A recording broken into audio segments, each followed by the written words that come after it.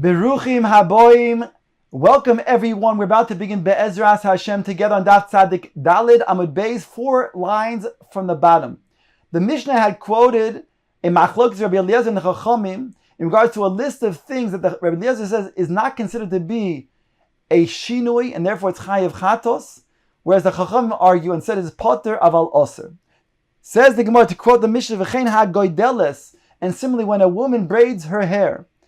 Ask the Gemara, goideles, koicheles, upoikeses, mishumai mechaiva. When a woman braids her hair, or she then paints her face with makeup, her eyes with makeup, or she then takes her hair and she combs it with her fingers down, why is that going to be chayv according to Rabbi Eliezer? Rabbi Avin, Rabbi Yosi bar Chanino, goideles mishum oreges.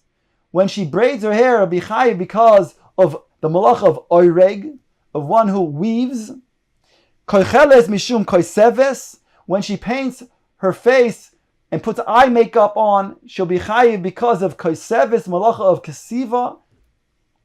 Poikeses mishum toive. And when she takes her hair and she combs it down with her fingers, that's going to be chayiv because of toive, the malacha of teviyah, which is indeed making one spinning into thread. Is this a way of weaving with one's hair? Is this a way of writing by putting eye makeup on? Is this a way of spinning thread by then combing out one's hair with one's fingers? I was explained the reason from Rabbi Yosi, Rabbi Chanina, as follows: Koicheles mishum tzovas.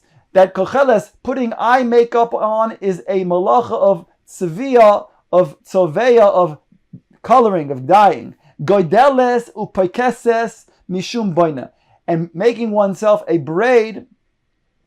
When one makes a braid and one is poikeses, then puts the hair and combs it down with their fingers, is a malacha of boine. V'chi derech binyan mekach, asked the Gemara, but still, is this a way of binyan? In answers the Gemara, Kididorash Rabbi Shimon ben Menasya, Vayiven Hashem Elokim es hatzela. The pasuk says that HaKadosh Baruch Hu built Chava from the side of Adam, and then he brought her to him. Melame shekil HaKadosh Baruch Hu lechava, ve'evia etzel Adam. This teaches that HaKadosh Baruch Hu braided Chava's hair and then brought her to him. Shekein begarke hayam korin lekalisa baniso. In the karke hayam, they would call making a braid a building, and therefore this is a concept of building here on Shabbos as well, and therefore by braiding it's a malacha of building. So too when it comes to then, when one threads their hair and combs it down with their fingers, it's also then a form of binyan. Tanya, the Gemara brings a brayso, Rabbi Shimon ben Elazar Omer, goideles, koicheles, upoikeses la'atzma petura. If she were to do this for herself, then this would not be chayev, chayev would be potter. Lechaverta chayeves, to somebody else, then will be chayeves, then it's done in a form of building like HaKadosh Baruch Hu did for Chava. V'chein haya Rabbi Shimon ben Elazar Omer, mishum Rabbi Eliezer, Isha loisavir sorak al panel mibnei tzovas. Another issur in regards to then this regard of printing oneself up, when a woman were then to take sorak, a red type of dye, and put on her face, she'll be chayev for tzovas. The Gemara now brings the following brayso: Tanu Rabbanan hachoylev, one who milks a cow, vehamechabetz, and one who strains the milk, vehamegaven, and one who makes cheese. Kigrogeres, the shear that one is going to be chayev for all of these things, is a shear of a dried fig. Hamechabed, one who sweeps the ground. V'hamerabetz, and one who then puts water to then cause the avak, the dust, to then come up from the ground. V'haroide chalois dvash, and one who then removes the honeycombs. Shogag b'Shabbos chayiv chatos. If he does so b'shoigeg, he's going to be chayiv a korban chatos. Hazid b'yontif loike arboim. Di Rabbi Eliezer. If he does so b'mezi on yontif, he's going to be chayiv malchus because it's an over on the loy sase of doing malacha. V'chachamim oimrim echad ze ve'echad ze eino ela mishum shvus. However, the chachamim say, even if he's going to then do so on Shabbos or on Yantif, either way is going to be an Isser D'Rabbanan, not an Isser D'Oraisa. Rav Nachem bar Gurya Ikla L'Neherda, the Gemara tells us that he came to visit the town of Neherda in Bavel. Bo minei choylev mishum mai mechayev. The students there asked him, why is a person chayev for then milking a cow? Omar lahu mishum choylev, because of choylev, because of milking a cow. Mechabetz mishum mai mechayev. Why is a person chayev for straining its milk? He answers, Omar lahu mishum mechabetz, because it's straining the milk. Megavein mishum mai chayev. Why is one chayev for making the milk into cheese? Omar lahu mishum megavein, because it's an iser megavein. He's doing megabein. Omrulei, they said to him, Raboch kotil kani ba'agmahava. Your master, meaning your teacher, he was somebody who used to cut reeds from a swamp because he didn't teach you the halachas and the reasons behind these malachos. Also, shoyel be'midrasha, he went to the Beis HaMedrash. Omrulei, they said to him, the explanation, choylev chayev mishum mefarek. The reason why a person is chayev for milking a cow is for the iser mefarek. Mefarek is a tolda of dosh, and therefore removing the grain from its husk, from the covering, is a malacha of mefarek. So too, removing then the milk from the udders is the same malacha of mefarek. Mechabetz chayev mishum boirer, straining the milk is chayev because of boirer, selecting. Megavein chayev mishum boine. When making cheese, one has to then put pieces together and then build up the cheese, whereby it coagulates into a cheese, and therefore is going to be chayev the malacha of boine, of building. Says the Gemara, hamechabed v'amerabetz v'aroide chalos dvash chayev b'Shabbos chayev chatos.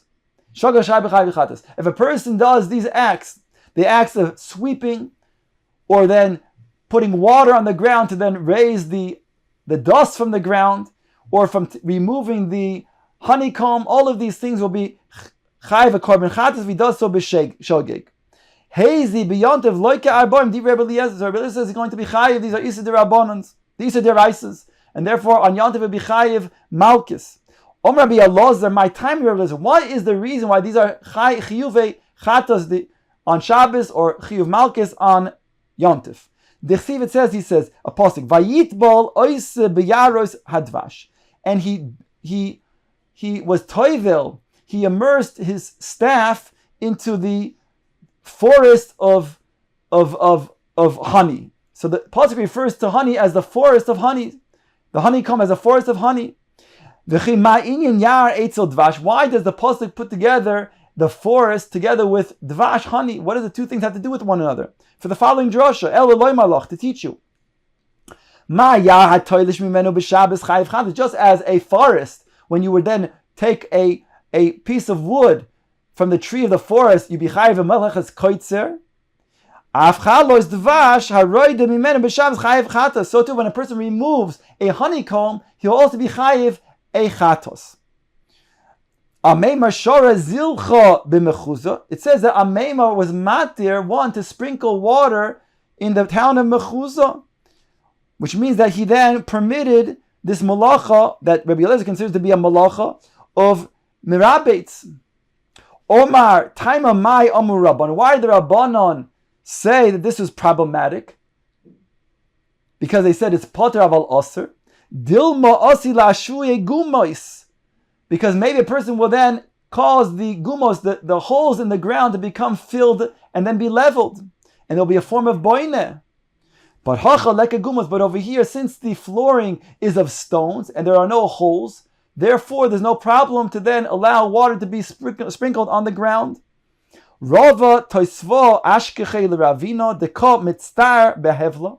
He saw that he was mitztar, he was in distress from the hevel because of the dust that was in the air. He saw that Rav Ashi similarly was distressed because of the hevel in the air, because of the dust.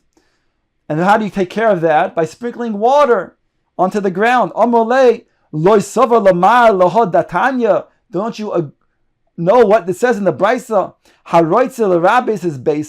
person does want to merabet, sprinkle water on the ground to then take care of this problem of the dust.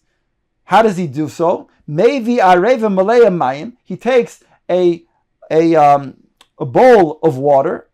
He washes his face in one corner, allowing some water to be sprinkled on the ground from washing his face in one corner. Then he goes to another corner and he washes his hand, allowing the sprinkling of that water to get into the ground of that corner. He goes to another area of the house, of the room, and he goes ahead and he washes his feet.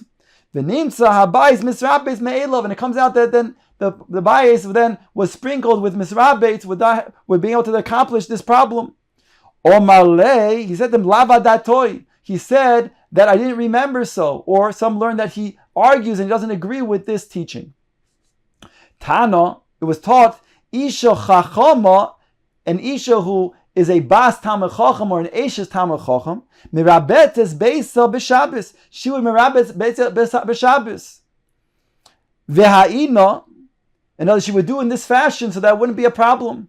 V'ha'ina, however, in this time, the sphere along Rabbi Shimon, since we hold like Rabbi Shimon that it's a davar she'eno miskaven and it's muter lechatchila, so too over here. Shari afil lechatchila, you can go ahead and mirabet in one's house and not be concerned about the problem of mashve gumois, because the davar she'en miskaven, even if indeed there would be some holes that would be leveled, here would be something that he wouldn't have any kavanah for, and therefore even it would be muter lechatchila.